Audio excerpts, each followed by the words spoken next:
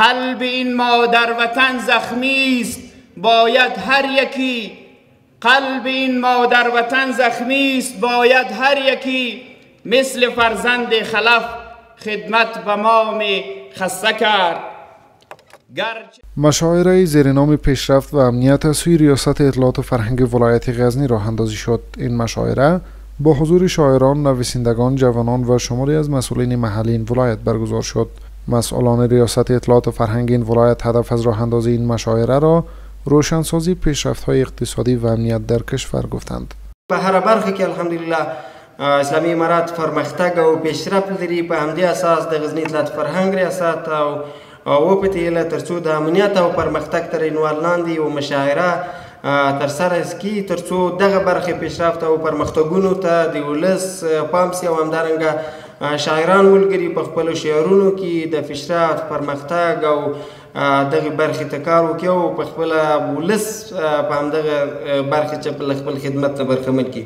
این مشاعره با استقبال گرم جوانان و شاعران این ولایت روبرو شده. آنان می‌افزایند که مسئولیت نویسندگان است تا در اشعارشان کارنامه و شخصیت‌های کشور را زنده نگه دارند.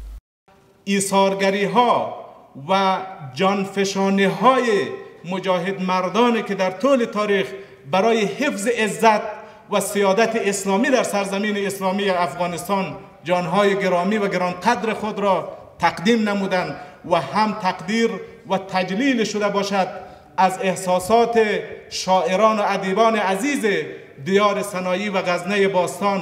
دغسې غونډې او مشاعرې د شاعرانو لپاره ډېرې اړینې دي، همدارنګه د ځوانانو د انسجام لپاره ډېرې اړینې دي چې خپله ډېری ځوانانو او شاعرانو خپل ادبي تنده پکې خړوبه کړه او دغسې د امنیت او پرمختګ په اړه باندې ولس او ټولنې ته یو پیغام ورکړو. په نننۍ مشاعره کې موږ خپل قرار درلود، واقعیت خوند مو ترې واخیستل، ډېره ښه مشاعره وه.